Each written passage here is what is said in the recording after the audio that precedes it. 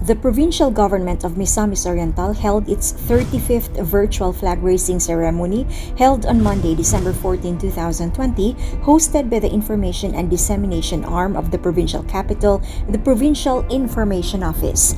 PIO brought to light the office accomplishments for the year, benchmarking the various contents posted on social media that reached more than 6 million users with almost 3 million engagements. It was on this regular occasion, too, that Dr. Jerry Kalingasan, being the head of the provincial IATF, announced that as the pandemic rolls on, the COVID-19 vaccines, which are mostly on clinical trial right now, are not focused on answering the questions. Many might assume these are the solutions to the health crisis people are facing this time. These vaccines are still being studied in our country to determine whether they can interrupt transmission of the virus. But for the meantime, Dr. Kalingasan urged the public, especially capital workers and employees, to still follow health safety protocols to avoid transmission and getting infected. He reminded everyone to avoid close contact and public gatherings, always wear face mask and face shield, practice good hygiene, and stay at home when sick. It was also on that same day, Monday, that the provincial government paid tribute and recognized the province's top business and real property taxpayers for 2020. Governor Bambe Emano and Mr. Ronald Villon, the provincial treasurer, awarded at least 10 companies and businesses in the province who sincerely and religiously paid their taxes despite the pandemic. FDC Misamis Power Corporation topped other businesses, paying 51,396,381.30, while the other awardees are as follows.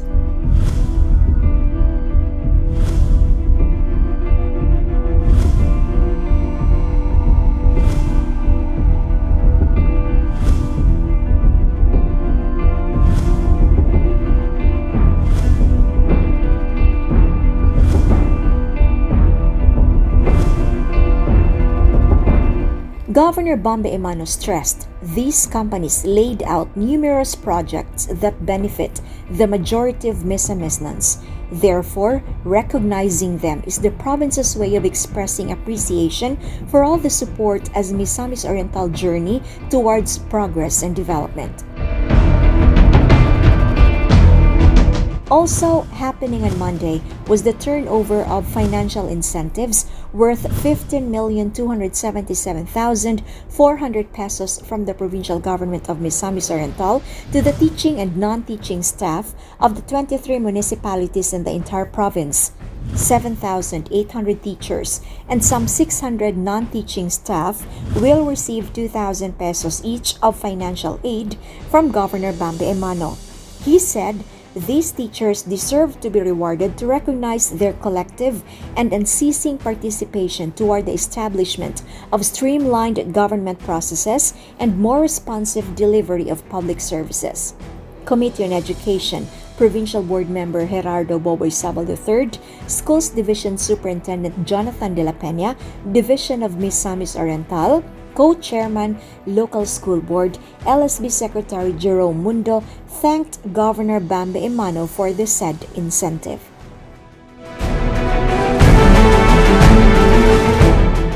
Likewise, on Monday, 20 confidently beautiful Misamisnans from cities and towns all over Misamis Oriental stepped into the pageant stage to start their journey for next year's Miss Cuyamis 2021. Provincial Tourism Officer Attorney Jeffrey Saclot presented the candidates during Monday's activity straight from the Apple Tree Resorts and Hotel in Opol, Misamis Oriental. The pageant seeks to find an ambassadress who exemplifies today's modern Misamisnan and in the process promote the beauty, heritage, culture, and commerce of the towns and cities of Misamis Oriental. Governor Bambe Emano, in his message, assured the candidates that whoever gets the crown for next year will get the full support of the provincial government as she represents the province to the national stage.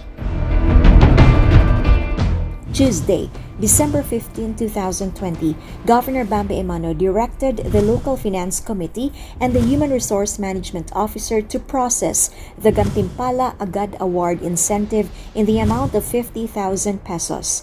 This is in recognition of the commendable achievement and remarkable zest in the delivery of employment facilitation service and income augmentation programs at the grassroots level of the Provincial Employment Services Office or PESO.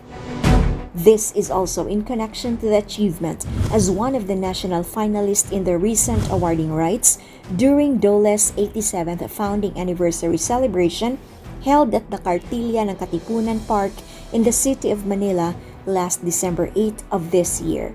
During the virtual awarding ceremony of the regional winners for the 2019 search for Best Performing PESO by the Department of Labor and Employment the other day, PESO Misamis Oriental under Ms. Zoroba Belwabe Rabe have once again gained recognition when adjudged as the regional winner under the first-class provincial category for 2 consecutive years already.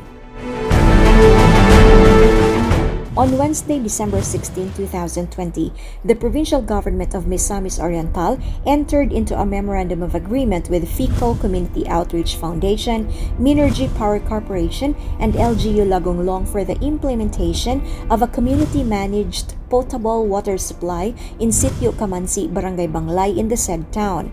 The said water system project is a collaborative and productive effort of the government and the private sector to provide its citizens a clean and safe drinking water. The MOA was signed by Sangguniang Panlalawigan member and Committee on Agriculture and Food Security Board member Frederick Cu, Lagonglong Mayor J. Albert Puertas, Dr. Anselmo Mercado, Chairman of the FICO Board of Trustees, Provincial Agriculturist Jose Apollo Pacamalan, Provincial Director of DOST MISOR, Engineer Junilene Lovina Ruiz. The groundbreaking for the project also commenced during the said event to immediately start the 289,000 peso project by FICO Community Outreach Foundation. The said milestone is important for the residents of Sitio Kamansi as they have been hoping to have a permanent water system which is less dangerous and harmful. The water system will not only provide them with potable water but also easier access to irrigation for their agricultural outputs. It was also on Wednesday that the Provincial Early Childhood Care and Development Office participated in the ECCD Focal Person Forum, linking ideas to practice via Zoom. Of the 81 provinces in the country, Misamis Oriental is the only province in northern Mindanao and entire Region 10 to have been chosen as resource speaker for the said activity. Ms. Meriden Lilay Okot, PECCD officer, was joined by 2 other speakers from Davao City and Mabalacat City, Pampanga, showcasing their best practices in implementing ECCD programs and activities. Ms. Okot exhibited efficient ways in carrying out plans and programs of the provincial ECCD in this time of pandemic. In fact, 756 CDWs from all over Misamis Oriental have already received their remaining 50% honoraria plus Christmas package from Governor Bambe Emano. The said forum was participated by the ECCD focal persons of the 17 regions from Luzon, Visayas, and Mindanao. On Thursday, December 17, 2020, farmers from Sitio Mingkapis, Barangay Talusan in Balingasag will now enjoy the benefits of having a multi-purpose drying pavement as the provincial government of Misamis Oriental through PAGRO turned over the said project to the beneficiaries. A total of 72 members of the association can then have access to the 400 square meter drying pavement that cost 496,029.56 pesos for them to dry their agricultural products such as rice, corn, and other commodities. The solar dryer project is an initiative of the Provincial Agriculture Office in accordance to the mandate of Governor Bambe Emano to provide farmers with a facility needed to boost their morale and have that comfortable life that they and their family deserves. Still happening on Thursday, Miss Caroline Neri, project manager of the local school board of Misamis Oriental, represented Governor Bambe Emano during the ceremonial turnover of the provincial LSB financial incentives in the amount of 3,303,400 pesos to the teaching and non-teaching staff of DepEd Hingoog City Division. The event took place at Don Restituto Baol Central School, covered court in the said city. Governor Bambe Emano, through the local school board, has always been appreciative of the efforts of the teachers and the non-teaching staff of DepEd Division of Hingoog City, especially during this time of pandemic. Each of them received 2,000 pesos each as a way of saying thank you for the continuous improvement of the quality of education for the students of Misamis Oriental. On Friday, December 18, 2020, as the event's esteemed guest of honor, Governor Bambe Emano spearheaded the Misamis Oriental Police Provincial Office First Provincial Directors Cup Marksmanship and Proficiency Challenge. As the brainchild of PNP Misamis Oriental Police Provincial Director Police Colonel Raniel Valones, the event aims to test and promote constant preparedness among policemen of the province by holding various competitions that will assess the marksmanship and proficiency of policemen in using their firearms. Governor Bambe Emano eagerly supported the event, for he shares the same vision as Police Colonel Valones that maintaining the skills and proficiency in handling firearms of our men in uniform will greatly benefit Misamesnans, as it will ensure their competency in responding to critical situations. Governor Bambe even showcased his skills in using firearms, much to the admiration and amazement of all the guests and participants, as he finished 2 challenges perfectly and swiftly.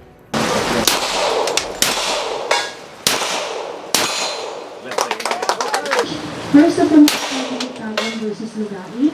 Second, Lagunlong versus PNDSB. Third, Iberia versus Vancouver. Fourth, second PNF versus San. 5, versus Lastly, the governor thanked all the policemen of the province for their hard work that resulted in the lowering down of crime rates in the province, and vowed that the people of Misamis Oriental, through him, will continue to support and cooperate with the PNP to maintain the hard-earned peace we are all enjoying now. Furthermore, on Friday, Governor Bambe Emano, together with Provincial Social Welfare and Development Office Head Mr. Junleymar Abella and Vice Chairman of the Committee on Peace and Order Board Member Dexter Yasay, led the blessing and inauguration of the newly constructed Misamis Oriental Halfway House at the Misamis Oriental Police Provincial Office Headquarters. Funded by the provincial government, amounting to 4,996,788.58, the 2-story halfway house, complete with necessary amenities such as tables, chairs, and beds, will serve as a center and temporary residence for former communist rebels who have surrendered and decided to return to the government's fold as they slowly transition and adjust to life in general society. During the event, Governor Bambe, together with PSW Head Mr. Junleymar Abella and Board Member Dexter Yasay, distributed 50,000 pesos, accompanied by a supplementary amount depending on the surrendered firearms, to 13 former rebels as financial assistance to help them in their new life. With the completion of the new facility, Governor Bambe Emano stressed out that the provincial government will never cease in cooperating both with the AFP and the PNP to ensure peace and order throughout the province, and pledged that he has more projects in plan for upcoming year. On that same day, the blessing of the public provincial animal clinic and surgery room of the Provincial Veterinary Office took place. The said clinic, situated at the entrance of the building, is the first of its kind in Mindanao, with complete facilities such as surgery tables, diagnostic tools with 4 surgeons ready to conduct operations. The animal clinic is an additional facility of the ProVet to further help pet owners in the province as they conduct surgeries, diagnosis, and treatment of animal sicknesses without collecting professional or doctor's fees, which will help them save from expenses. Presently, additional services of ProVet include spay and neuter, cesarean birth surgery, free antibiotic, pain relievers, and anti-rabies shots. The ProVet, under Dr. Benjamin Resma, is also currently active in promoting their campaigns, such as the benefits of spay and neuter, rabies vaccination, and responsible pet ownership. Also on Friday, still the father of Misamis Oriental, Governor Bambi Emano, graced another milestone. This time, the inauguration and turnover of the new Provincial Engineering Office building located at A. Luna Street in Cagayan de Oro City. The 4-story building, which cost 23,954,177.74, is under contract with C.D. Builders and General Merchandise. PEO head engineer Mario Batar is thankful to Governor Bambi because after 52 long years of waiting, governor after governor after governor, finally, the Misamis Oriental Provincial Engineering Office have at last acquired their own edifice. During the event, the PEO logo was also unveiled to the public. Still on Friday, the Provincial Disaster Risk Reduction and Management Office under Fernando Vincent D. Jr. closely monitored the effects of monsoon rains, such as possible floods that might affect residents in cities and municipalities of this province. As of 3 p.m. Friday, PDRRMO issued Heavy Rainfall Advisory Number 8 for Tropical Depression Vicky. A red warning level was issued for Misamis Oriental, particularly Hingoog, Claveria, Magsaysay, Talisayan, Balingasag, Kinugitan, Sugbong-Kogon, Binuangan, Salay, and Lagonglong. This means that severe flooding is expected in flood-prone areas and near river channels, while landslides is possible in landslide-prone areas. And since May of this year, the Travel and Arrival Committee of the Provincial IATF had provided a systematic and coordinated approach in facilitating the return of LSIs to their respective residences in the province. A daily count of inbound LSIs and ROF showed a total of 11,700 individuals have gone home. As of last week, 123 ROFs and 398 LSIs arriving at the seaport and airport were properly turned over to their respective LGUs. What others see as challenges, I see it as opportunities. An opportunity to strive harder because to be a great province, we have to go beyond our self-interest and focus on the people's best interest. Jinky Rosin, PIO.